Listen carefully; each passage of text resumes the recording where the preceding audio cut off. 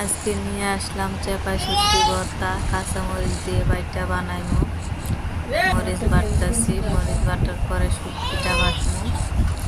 চেপা শুটকি আগে তেলে ভাজা নিছি, তারপর পেঁয়াজটা আদা বাটা করে নিব।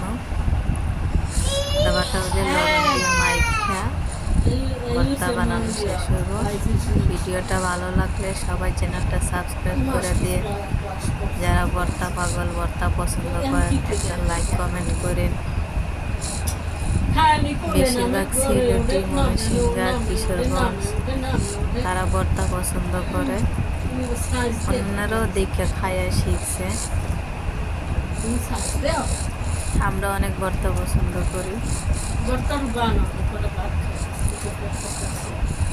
ভর্তা বানানো শেষ, লবণ মাইখা তারপর পাটা মুসা ভাত খাইব।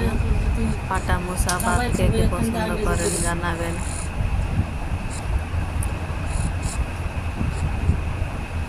এমনি এক কামড় পাটা মুসা ভাত দেখুন, যারা ভর্তা পছন্দ করে তারা জিভে জল আয়া করবো।